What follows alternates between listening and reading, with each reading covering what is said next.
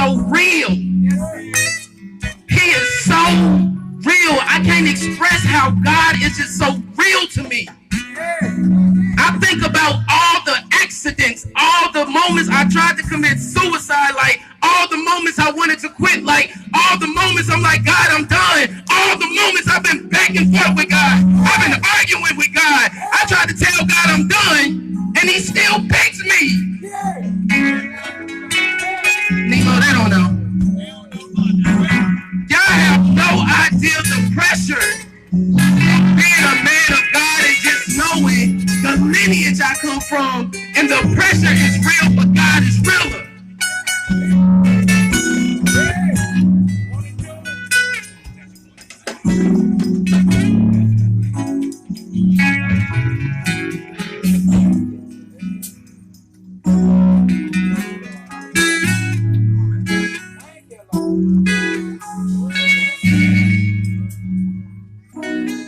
So if you have your Bibles with me, I'm coming from Genesis chapter 32.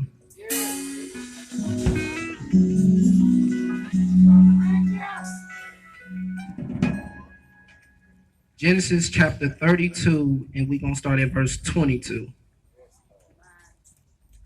And if I could plug this, change has come. Amen. Change has come. Change has come. Oh, God, I can't. Yeah.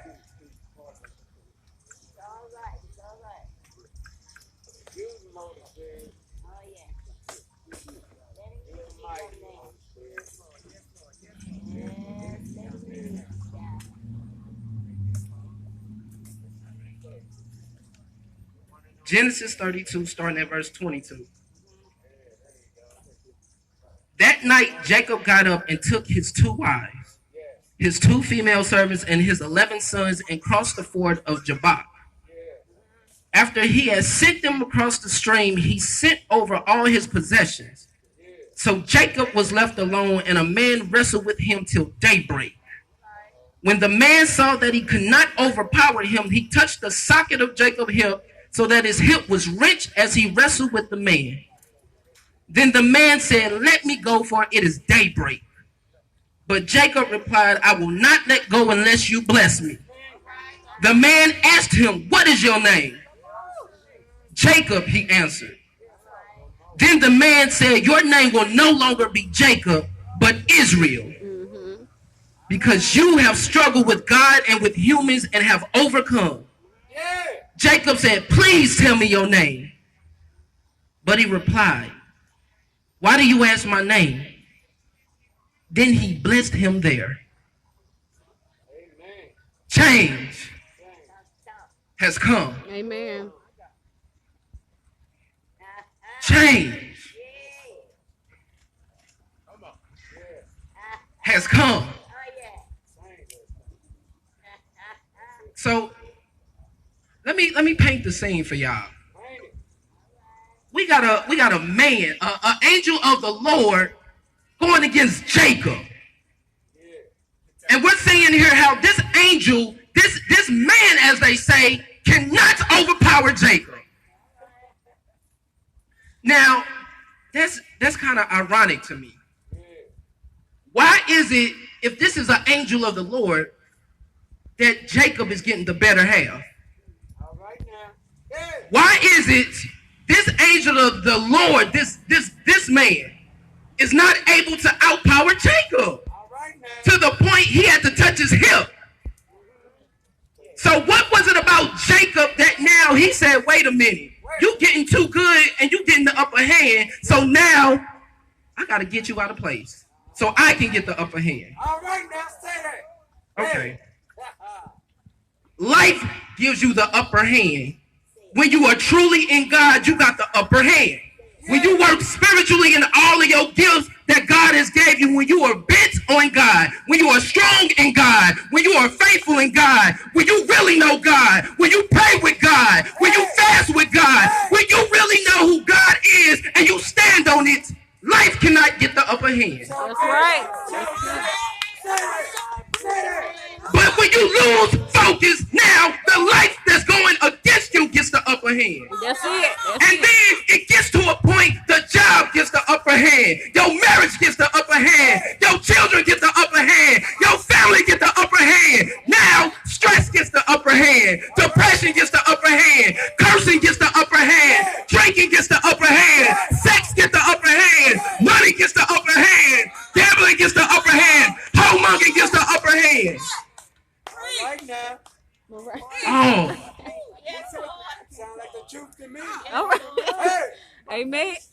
Amen. All because we don't fix our eyes on Jesus and stay where we're supposed to be. Yeah. Go ahead, boy. So because work don't want you to honor God with your first fruits, because work don't want you to really celebrate God the way you're supposed to, now work makes it where you got to come in on Sunday. Now the world makes it where you got to choose between God or making sure your bills are met. The world makes it where, okay, either I go on these streets, or now I really got to test my faith with God and see is he going to keep up what he said. Yeah. Because let's be real. When you ain't God, it's easy at first. You don't see what's really ahead when you just get in with God. Yeah. See, when you get baptized, you don't realize spiritually the agreement you just made with God. All right. You don't realize you said, God, sign me up to go through hell so I can find heaven. Yeah. You don't realize you just agreed with God that I'm willing to go through all that it takes if it means it'll get me closer to you. Yeah. You don't realize, like, okay, in between God and me, there's hell. All right. And if you're spiritually connected to God, you can already discern the hell that's in between. You better say that. Nah, y'all don't want to tell truth today. That's all right. Tell it. Because real people of God go through hell. Real people of God have feelings. Real people of God are real enough to say, I get tired. I want to quit. God, I'm frustrated. God, I'm done. God, you said. God, you said you would never leave nor forsake. So God, if you said it, you better honor your word. Or God, you said if you would not open up the windows of heaven and pour me out a blessing, I ain't got enough room to receive it. But we get to that point, oh man, I gotta do this for my kids. I gotta go to work. We letting the world take God out. You better say that. You better say that. We at a point we give God 5-10 minutes like we on the Metro link. Oh, not the metro. Oh. And if you get on the bus state, you only give them 3 because you're looking for a transfer. You better watch. The only time you want God is if a church is feeding you, and that's sad. Yeah, You come to church not for the spiritual food. You just stay and hear the word and say a couple of amens because you're looking at the physical. yeah.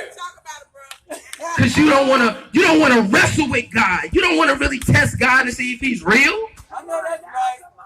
Oh, taste it. But when it gets crazy, Yeah. when God is really testing your faith, Yeah. and he gonna blindfold you to see can you trust him, Yeah. what do? Uh-oh. You curse him. Uh-oh. You throw the spiritual middle finger to God and be like, God, why are you letting this happen? Yeah. You begin to blame God for what? But you signed the agreement that God, if I love you, God, and if I want to make it to heaven, I agree I got to go through this. You have to. That's real. You have to. But we dress up in church, don't we? Yeah. Don't worry, I'll wait. Take the mask off. Don't worry. Can I tell you how I know? I tell it. Because once upon a time, I ran from church too. Oh, yeah. Mm-hmm. See, you don't know God unless you fought with God. Mm-hmm. You better say it. See, I come from a lineage of preachers. Big man on down. My grandfather's retired, and I had to tell my grandpa, you don't retire from ministry. You retired the seat, but ministry is still ministry, even if you retire. Yeah, yeah. Stay It's with real. you. How you gonna retire for something that's until death do you part? You better say that. You Wait. better say that. What did Bishop say? It was 3 wedding rings we got. Yeah. the engagement ring, the marriage ring, and the suffering. But they don't want the suffering because that's too much. Yeah. Oh, we'll suffer for a little while, but then when God really starts blessing you, then you forget. There's some things you can't get unless you fast and pray. Amen. That's real. So we see here in Genesis, the angel, this man is just like, why is it I can't get the best of Jacob? All right. I had to ask God that last night. I said, God, why is it he could not get the best? Man, he straight put me to sleep, and this morning I looked it up. Look what it says. And it pretty much said he could not get the best because Jacob was spiritually equipped on all the levels that he was supposed to be. Come on. That's it. So just imagine this. Yeah. Imagine working in every gift and talent God gave you, and you so focused on God, society can't catch you. That's it. That's good. That's And good. when you serving God through your leaders and you not groping, you ain't complaining, you ain't backbiting, you ain't talking about so-and-so over here, but you so bent and focused on God, the devil can't even get the upper hand. That's it. That's right. Imagine actually seeing God fully manifest if you would only fix your eyes on God. Amen. Amen. That's it. The sad part is we part-time fix. Uh-oh. We only fix them because we want something, but we don't fix them because we love him. We don't fix on him because if he's the perfecter of what concerns me, that's his job. My job is to say, hey, can I introduce you to a man that did something different for me? Yeah. You better Can I get personal and tell somebody once upon a time, before 7 was even existed, Derek used to be a homemonger. Yeah. Can I tell you, Derek tried to fit in and smoke weed and get drunk to deal with depression. That's real. Can Derek tell you he got tired of the football players, the jocks, the cool kids picking on him? So Derek one day decided I wanted to be a homemonger to see could I fit in. And it's amazing how the devil used the wrong people to mock me and tell me you a preacher's kid. What you know about being a homemonger? Yeah. You a preacher's kid. What smoking gonna do for you? That ain't even you. So who are you to try to fit in with something that ain't even you? You got your shirt tucked in all the way to the point we calling you Urkel.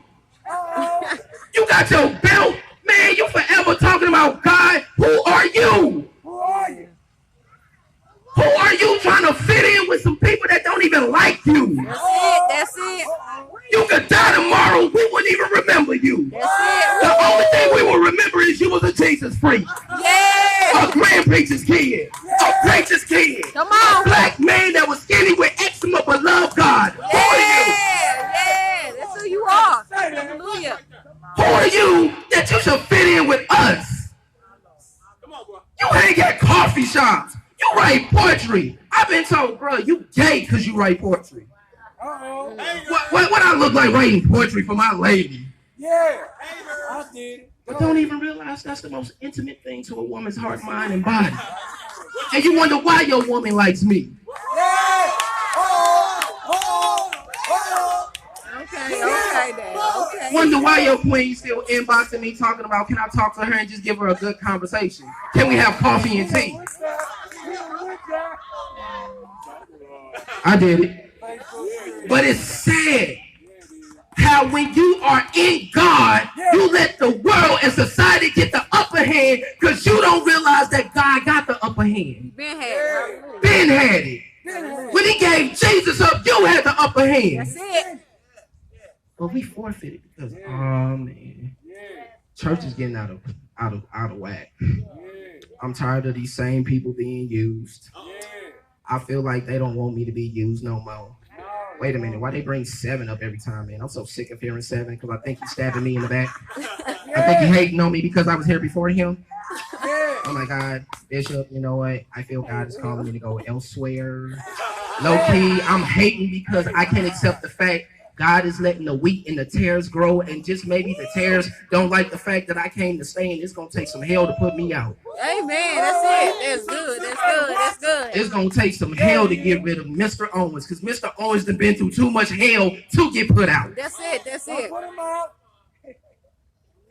Am I really talking to the people that understand that God's love is